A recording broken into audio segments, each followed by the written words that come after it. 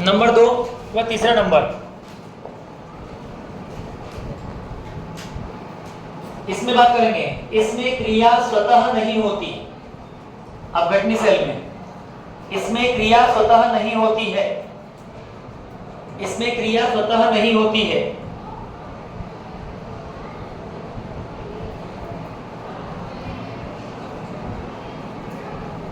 इधर आएगा, इसमें क्रिया स्वतः होती है, इसमें क्रिया स्वतः होती है।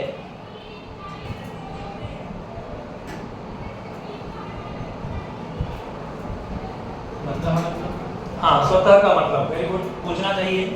देखिए, हमारे घरों में जितने भी सेल उपयोग होते हैं, सेल से हमें एनर्जी लेना है, ठीक है। आप केवल घड़ी में ये जो भी डिवाइस है उसमें सेल लगा देंगे और लगाने के बाद सेल अपने आप काम करता है, अपने आप काम करेगा, अपने आप उसमें ऊर्जा उत्पन्न होगी और वही ऊर्जा तुम्हें अनेक कार्य में उपयोग में आ जाती है। लेकिन जो अपघटनी सेल है, इसमें क्रिया तब तक प्रारंभ नहीं होगी जब तक आपके द्वारा उसमें करंट पास नहीं किया जाता। अगर आपने तार जोड़ भी दिए, प्लेटें रख भी दी, तार से कनेक्शन भी कर दिया, लेकिन अगर स्विच ऑन नहीं करा तो रिएक्शन अपने आप शुरू होने वाली नहीं है। तुम्हें रिएक्शन स्टार्ट करने के लिए, क्रिया को प्रारंभ करने के लिए करंट पास करना ही पड़ेगा। तो करंट पास करोगे तब क्रिया होगी यहाँ पे, लेकिन यहाँ पर क्रिया करंट नहीं पास करेंगे तो भी हो जाएगी। तो ये स्वतः अभिक्रिया है और ये कैसे आपकी अस्वतः।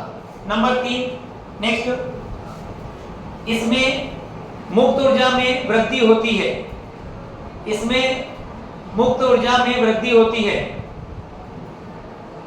मुक्त ऊर्जा में वृद्धि होती है।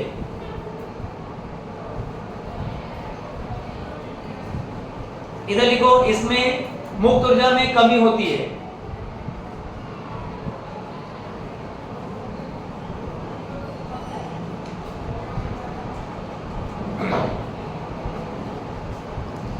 सबसे बड़ा अंतर बेटा, अगर आपने कहा कि सर ये एनोड है और ये क्या है, कैथोड, ऐसे ही यहाँ पे ये एनोड है और ये क्या है आपका कैथोड। तो जो सेल हमने पढ़े हैं गैल्वेनिक सेल, गैल्वेनिक सेल का एनोड हमेशा माइनस और कैथोड हमेशा क्या होता है आपका प्लस।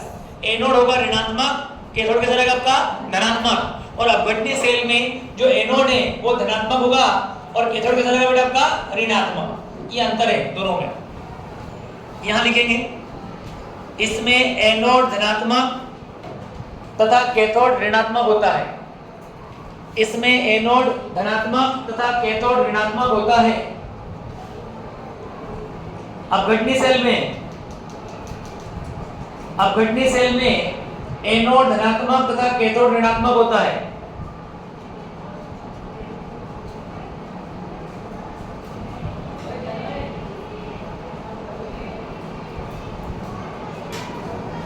गैल्वेनिक में देखो, गैल्वेनिक सेल में जो एनोड है वो कैसा है बेटा आपका ऋणात्मक और कैथोड कैसा है धनात्मक। लिखो, इसमें एनोड ऋणात्मक तथा कैथोड धनात्मक होता है।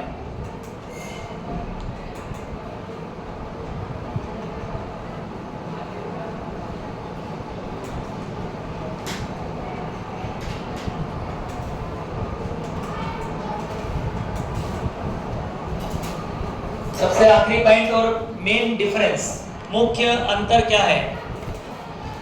ये वाली अगर सेल होगी, इसमें धारा का प्रवाह किया जाएगा, इसमें धारा प्रवाहित की जाती है। और इस प्रकार की सेल अगर है तो इसमें धारा उत्पन्न होगी,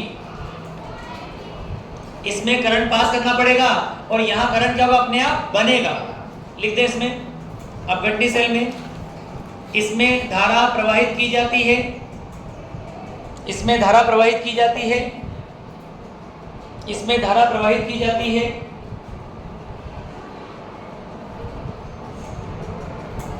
यहां पे आएगा, इसमें विद्युत धारा उत्पन्न होती है, इसमें विद्युत धारा उत्पन्न होती है।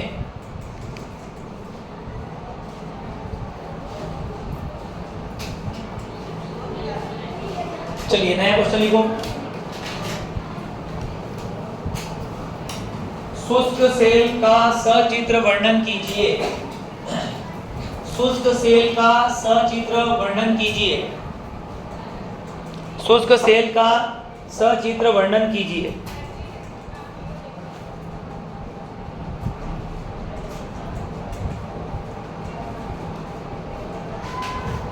बेटा देखो सेल भी दो प्रकार के होते हैं। एक सेल होता है जिसका नाम होता है प्राथमिक, और एक सेल जो होता है इसका नाम होता है द्वितीय।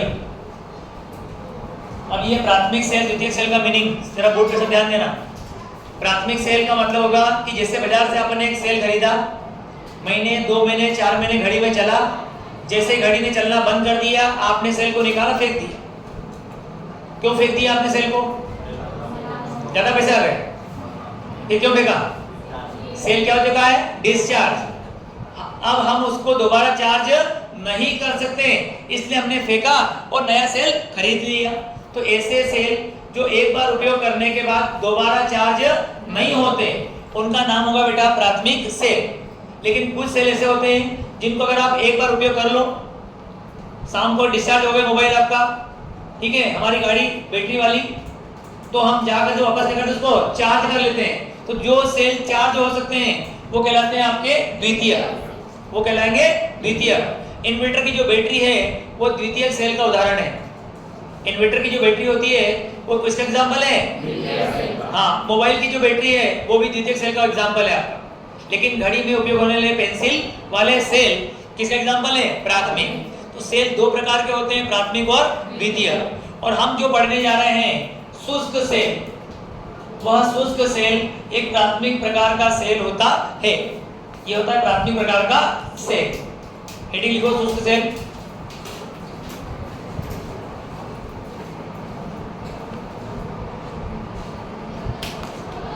यह एक प्राथमिक सेल होता है, यह एक प्राथमिक सेल होता है,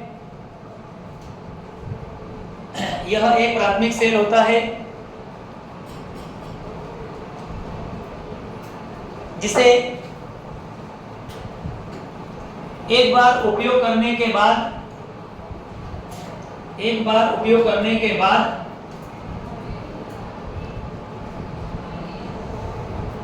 दोबारा चार्ज नहीं कर सकते हैं, दोबारा चार्ज नहीं कर सकते हैं।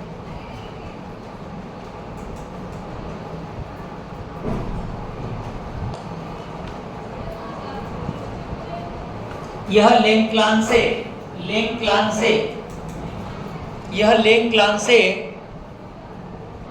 सेल का संयुक्त रूप होता है। लेंक्लांसे सेल का संयुक्त रूप होता है।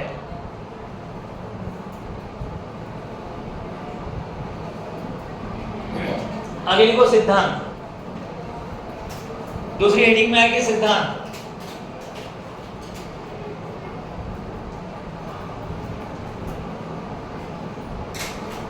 सिद्धांत मुझे बार बार नहीं लिखवाना चाहिए, मैं बोल चुका हूं आपको, सभी सेल एक ही सिद्धांत पे काम करते हैं और वो कहलाता है बेटा रेडॉक्स। क्या कहलाता है? रेडॉक्स। लिखो, यह रेडॉक्स के सिद्धांत पर कार्य करते हैं, यह रेडॉक्स के सिद्धांत पर कार्य करते हैं, यह रेडॉक्स के सिद्धांत पर कार्य करते हैं, यह रेडॉक्स के सिद्धांत पर कार्य करते हैं। रेडॉक्स के सिद्धांत पर कार्य करते हैं। अगला है चित्र। अब मैं चित्र बढ़ाते जा रहा हूं और समझाते जा रहा हूं, फिर मैं लिखवाने का काम करूंगा। पेन कॉपी ड्रॉप करके बोर्ड पे देखें। इसमें एक बेलनाकार, बेलन जैसा, ठीक है, जिंक का पात्र होता है। जो शुष्क सेल है इसमें एक बेलनाकार जिंक का पात्र होगा और यह जिंक का जो पात्र है ये काम करता है एनोड का। कौन सा काम करता है? एनोड का। इसके मध्य में, सेंटर में एक ग्रेफाइट की छड़ रखी होती है। इसके बीचों बीच में एक ग्रेफाइट की छड़ रखी होती है जो काम करती है कैथोड का। कौन सा काम करती है? कैथोड का। ये जो ग्रेफाइट की छड़ है ये चारों तरफ से घिरी होती है। इसको चारों तरफ से घेर लेते हैं, कवर कर देते हैं। किससे? ये चारों तरफ से घिरी होती है कार्बन पाउडर और MnO2 के पेस्ट द्वारा। इसके चारों तरफ कार्बन पाउडर और MnO2 का पेस्ट भरा होता है। इन दोनों का पेस्ट इसमें भरा होता है और ये जो पेस्ट है ये काम करता है विध्रुवक का। कौन सा काम करेगा? विध्रुवक। जिंक का बना हुआ पात्र कौन सा काम करता है? एनोड का। ग्रेफाइट की छड़ कौन सा काम करती है? कैथोड का। इस छड़ को चारों तरफ से घेर लेते हैं, कवर कर देते हैं काय से? कार्बन पाउडर और MnO2 के पेस्ट से। कार्बन पाउडर और MnO2 के पेस्ट से, ठीक है। अब ये एनोड और ये क्या हो गया? कैथोड। बीच में ये स्थान खाली पड़ा हुआ है, ये स्थान खाली पड़ा हुआ है। तो एनोड तथा कैथोड के बीच में ये वाला जो बीच वाला भाग होता है एनोड कैथोड का, इस बीच वाले भाग में हम जिंक क्लोराइड और जिंक सल्फेट, जिंक क्लोराइड और जिंक सल्फेट का पेस्ट भर देते हैं। जिंक क्लोराइड या जिंक सल्फेट का पेस्ट भरा होता है। यहां पर हम अमोनियम क्लोराइड का पेस्ट भी भर सकते हैं। समझे सब लोग? यहां पर इस प्रकार जिंक क्लोराइड, जिंक सल्फेट या अमोनियम क्लोराइड का पेस्ट भरा होता है और ये सभी पेस्ट यहां काम करते हैं विद्युत अपघट्य का। कौन सा काम करते हैं? विद्युत अपघट्य का, ठीक है। ये एनोड है और ये क्या है बेटा? आपका कैथोड। इस पर चार्ज क्या रहेगा? आपका प्लस, इस पर चार्ज क्या रहेगा? आपका माइनस। ये जो सेल आपके सामने बना है इसका नाम है शुष्क सेल। क्या नाम इसका? शुष्क सेल। अब जैसे आप देखते हो बाजार से खरीदते लाते हो तो एक बाउंड्री या कवर होता है उसके ऊपर, कागज का बना हुआ। ये बाहर एक प्लेट लगी रहती है स्टील की, देखी होगी आप लोगों ने इस प्रकार से।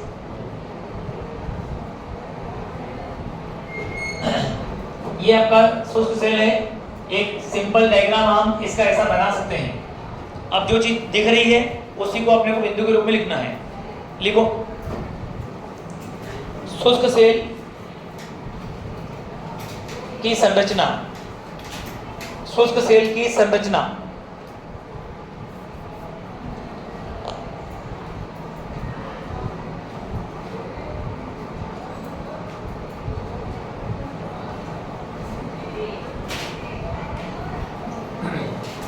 इसमें लिखें।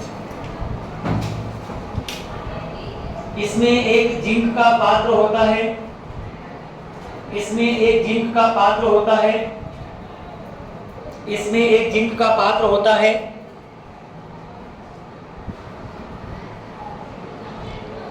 जो एनोड का कार्य करता है, जो एनोड का कार्य करता है, जो एनोड का कार्य करता है।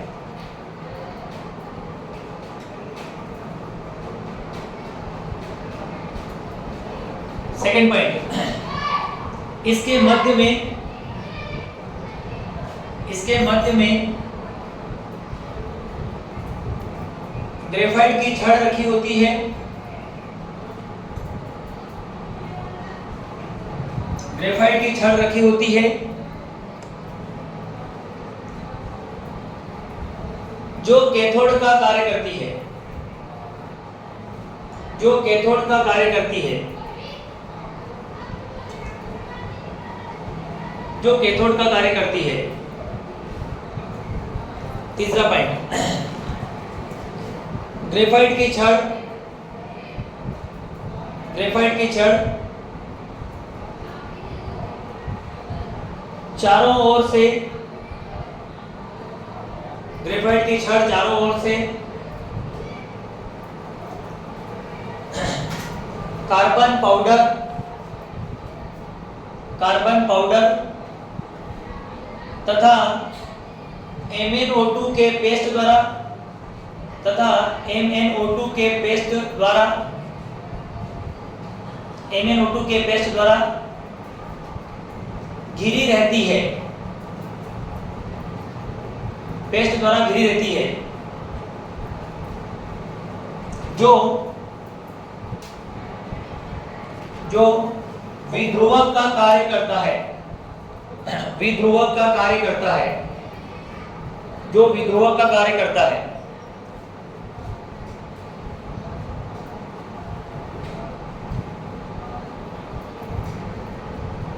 लास्ट पॉइंट, एनोड तथा कैथोड के मध्य में, एनोड तथा कैथोड के मध्य में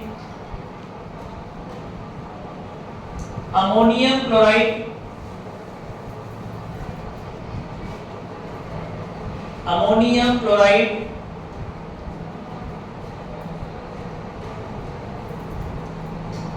तथा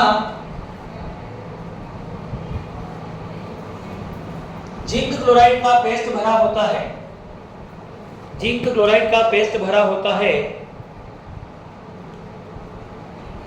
पेस्ट भरा होता है,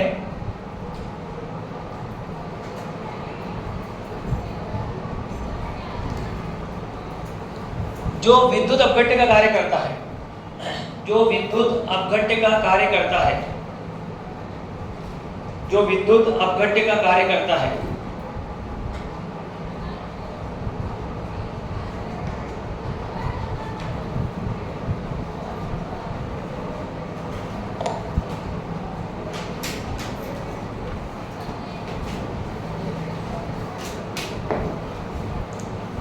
डायग्राम हम लोग जो है सिंपल वाला बना लेंगे, सही, ठीक है। बॉक्स बनाएंगे, बॉक्स बना रहेगा एनोड का, ये तो बना लो जल्दी से डायग्राम।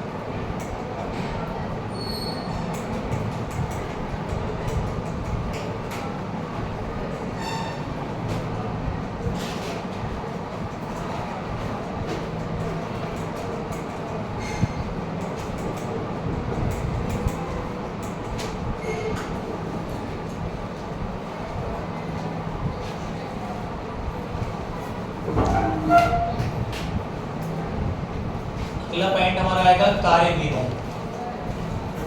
काम कैसे होगा? पहला आएगा एनोड पर क्रिया। सभी जानते हैं एनोड पे कौन सी क्रिया होती है? एनोड पे कौन सी क्रिया होगी हमेशा? कौन सी क्रिया होगी हमेशा? कौन सी क्रिया होगी हमेशा? कौन सी क्रिया होगी हमेशा? आवाज कम आ रही है। कौन सी क्रिया होगी? ऑक्सीकरण। एनोड पे हमेशा क्या होगा? ऑक्सीकरण। अब ऑक्सीकरण कैसे होगा? तो जो एनोड है किसका बना बेटा यहाँ पे? जिंक का। तो जिंक जो है वह जिंक आयन बना लेगा और अपने दो इलेक्ट्रॉन इसी छड़ पर यहीं पर क्या कर देगा? छोड़ देगा, ठीक है। और आयनों के रूप में कहां पहुंच जाएगा? विलयन में। एनोड पर क्रिया लिखो आगे। एनोड पर ऑक्सीकरण होता है। एनोड पर ऑक्सीकरण होता है।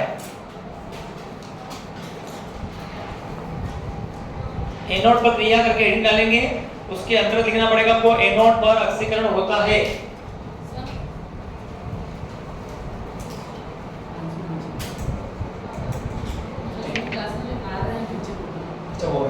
और अभी मतलब इसमें 65 अभी चार्ज बहुत हुआ है।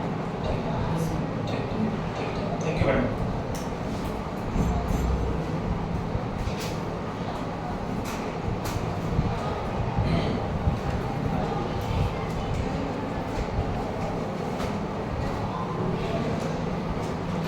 एनोड पे ऑक्सीकरण होता है। ऑक्सीकरण कैसे होगा? तो ये ऑक्सीकरण इस प्रकार दर्शाएंगे हम लोग। सभी ध्यान देना, ऑक्सीकरण का मतलब इलेक्ट्रॉन का त्यागना। ऑक्सीकरण का मतलब कहता है इलेक्ट्रॉन को त्यागना। इलेक्ट्रॉन का त्याग कौन करेगा? यहाँ पे जिंक, ठीक है। और जिंक क्या बनेगा? जिंक के आयन, और वो आयन कहाँ पहुंच जाएंगे? विद्युत अपघट्य में। कहाँ पहुंच जाएंगे? आपके विद्युत अपघट्य में, ठीक है। और ये जो आयन है वो कहीं ना कहीं, अगर ये सेफ्टी नहीं होती बीच वाली, ये बीच वाली सेफ्टी नहीं होती, तो ये आयन जाकर के यहाँ जमा हो जाते उस प्लेट के आसपास, ठीक है। प्लेट के आसपास यदि जमा हो जाते हैं तो जमा होने के बाद इस कैथोड का संपर्क टूट जाता किससे? एनोड से। कैथोड का संपर्क किससे टूट जाता? एनोड से। तो इस जिंक आयन को यहाँ जमा होने से रोकने काम कौन करता है? कार्बन पाउडर और MnO2 का पेस्ट। तो इसको यहाँ जमने से रोकने वाली जो क्रिया होती है उसी का नाम है विध्रुवण। क्या नाम उसका? विध्रुवण। जमा होगा तो ध्रुवण हो जाएगा, हटाएंगे तो क्या जाएगा उसका? विध्रुवण। अब नंबर 2 कैथोड पर क्रिया। नंबर 2 लिखेंगे आप लोग कैथोड पर क्रिया।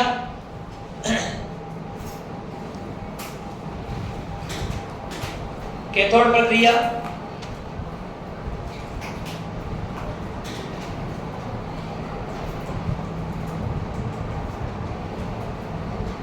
इसमें लिखिए कैथोड पर अपचयन होता है। कैथोड पर कौन सी क्रिया होगी बेटा आपकी? अपचयन। अब अपचयन कैसे होता है? तो जो अमोनियम क्लोराइड है इसका हो जाता है आयनाइजेशन, आयनन, जिससे बनते हैं अमोनियम आयन और Cl- आयन। अमोनियम आयन और Cl- आयन, ये अमोनियम आयन जिन इलेक्ट्रॉनों का त्याग जिंक ने किया था और वो एनोड पे पहुंच गए थे, वो इलेक्ट्रॉन इस विलयन की सहायता से बहते हुए कहां पहुंच जाएंगे? कैथोड पर। इलेक्ट्रॉन कहां पहुंच गए? कैथोड पर। और कैथोड पर अमोनियम क्लोराइड के आयन हैं। कैथोड पे कौन है आपके? अमोनियम क्लोराइड के आयन। ये आयन इन इलेक्ट्रॉनों को ग्रहण कर लेंगे, और इलेक्ट्रॉनों को ग्रहण करेंगे तो यहां पर बनेगा अमोनिया और साथ में बनेगा हाइड्रोजन। कैथोड पर अमोनियम आयन इलेक्ट्रॉन को ग्रहण करके क्या बनाएंगे? अमोनिया और हाइड्रोजन। क्या बनाएंगे? अमोनिया और हाइड्रोजन।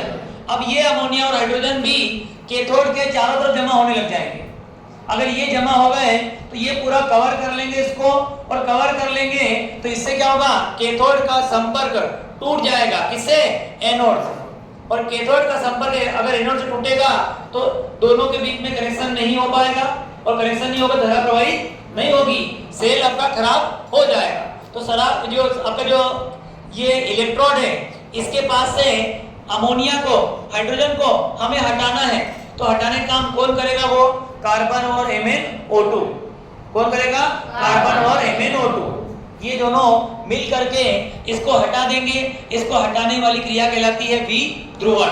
क्या कहलाता है? विध्रुवण। तो ये काम होगा एनोड पे, और ये काम कहां पे होगा बेटा आपका? कैथोड पर।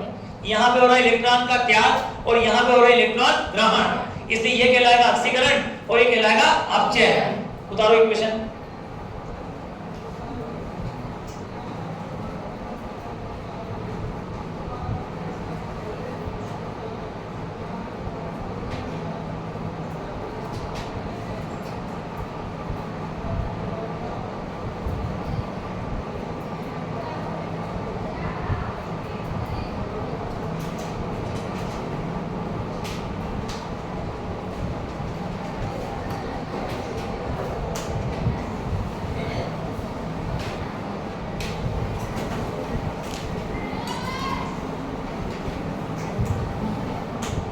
अगली हेडिंग लिखेंगे आप लोग संपूर्ण सेल अभिक्रिया।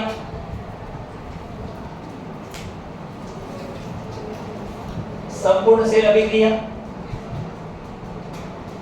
जब भी आप कंप्लीट सेल इक्वेशन लिखेंगे तो एनोड रिएक्शन कैथोड रिएक्शन को जोड़ना है।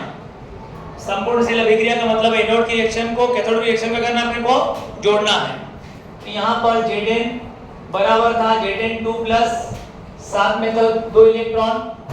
यहाँ पर अमोनिया के आयन है, साथ में क्लोरीन के साथ 2 इलेक्ट्रॉन यहाँ पर हैं। यहाँ बना हुआ है अमोनिया और कौन सी गैस बनी है बेटा आपकी? हाइड्रोजन। जब आप इसको प्लस करोगे तो यहाँ पे Zn plus 2NH4 plus 2 electron रहेंगे और यहाँ पे हो जाएगा Zn2 प्लस 2 अमोनिया और प्लस हाइड्रोजन प्लस में 2 इलेक्ट्रॉन। ये इलेक्ट्रॉन दाएं पक्ष में भी है और बाएं पक्ष में भी है, क्या हो जाएंगे? कैंसल। तो इस प्रकार इक्वेशन बचेगी आपके पास में ये वाली, जो बचेगा वो कहलाएगा कंप्लीट सेल इक्वेशन, संपूर्ण सेल अभिक्रिया।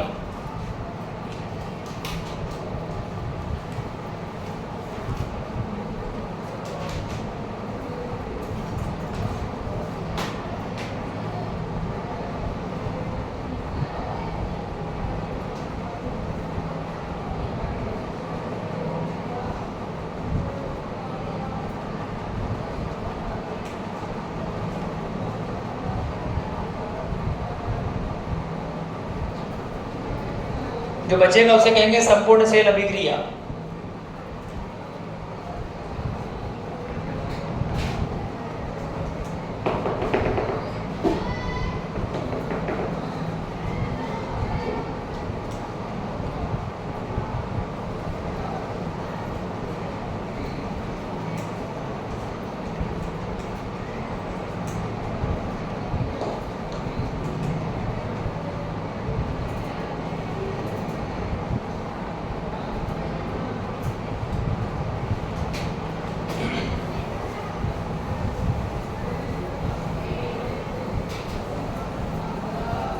इसके बाद आएगा विध्रुवण।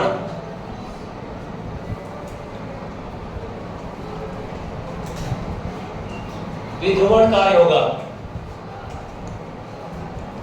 विध्रुवण का मतलब है कि तुमको हटाना है अमोनिया को, तुमको हटाना है हाइड्रोजन को, तुमको हटाना है जिंक के आयनों को।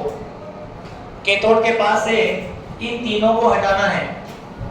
अब ये तीन हटेंगे कैसे? तो ये जो जिंक है ये तो अमोनिया से क्रिया कर लेगा। जिंक का आयन अमोनिया के साथ क्रिया करके जिंक का संकुल बना लेगा।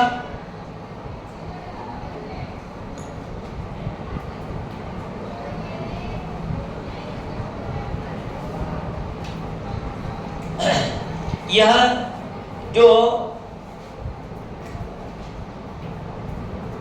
जिंक है आयन के रूप में, ये अमोनिया के साथ क्रिया करेगा और अमोनियम जिंकेट आयन बना लेगा।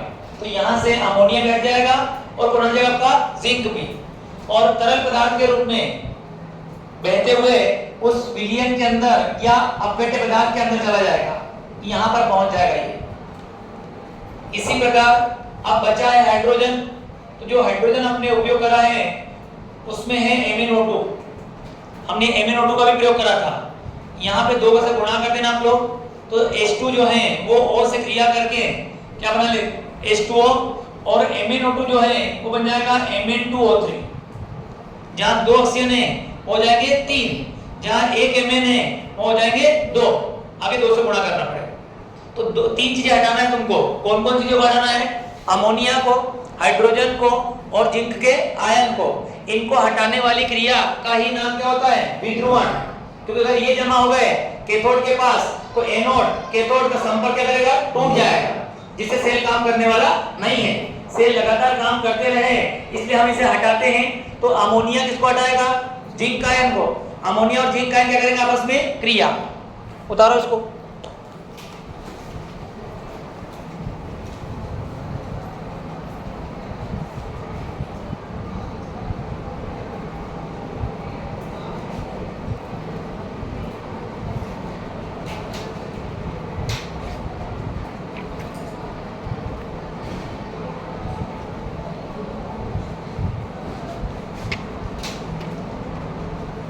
ऑब्जेक्टिव नीड जेई के लिए नंबर आपको बॉक्स में याद करना है।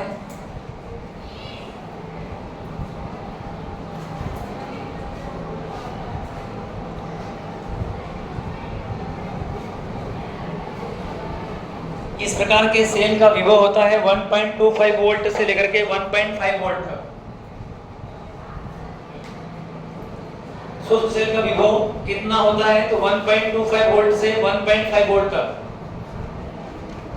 ये सेल 1.25 वोल्ट से 1.5 वोल्ट तक के बनाए जाते हैं।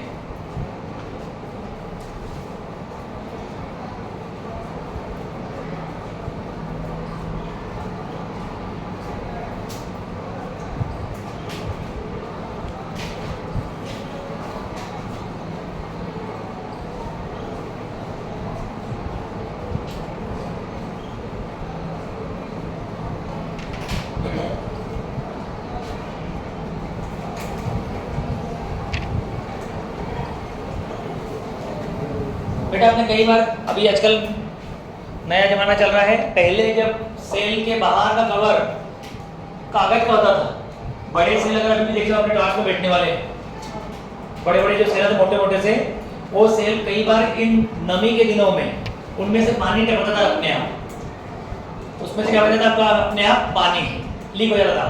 पानी लीक क्यों होता था? क्योंकि यहाँ पर आपने उपयोग करा है जिंक क्लोराइड का। किसका उपयोग करा आपने? Zinc chloride. और ये अम्ल के रूप में होता है।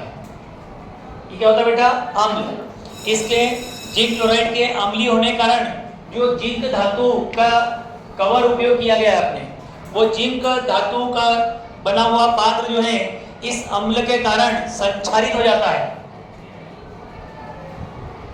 संक्षारित का मतलब धीरे धीरे करके क्या जाएगा? नष्ट हो जाएगा, कमजोर पड़ जाएगा। ठीक है, उसमें छेद दिखने लग जाएंगे और उसके संक्षारण के कारण ही उसमें से वाटर लीकेज होता है जो यहाँ बन रहा था आपका। ये जो पानी बन रहा है आपका, ये पानी के बाद उसमें से क्या होगा आपका? लीकेज। इसीलिए जिंक के संक्षारण को रोकने के लिए और पानी के लीकेज को रोकने के लिए आजकल वर्तमान में ट्रांजिस्टर में, घड़ियों में उपयोग होने वाले सेल के अंदर जो जिंक है उसकी जगह हम स्टील का उपयोग करते हैं।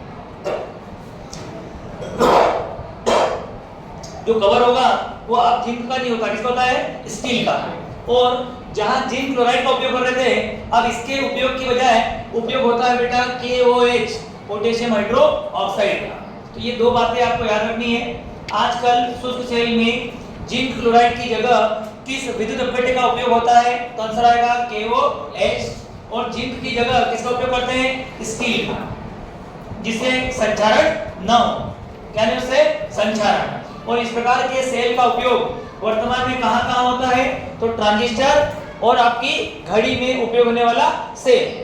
ट्रांजिस्टर और घड़ी में उपयोग होने वाला सेल किसका उदाहरण है? शुष्क सेल। किसका एग्जांपल है? शुष्क सेल। ठीक।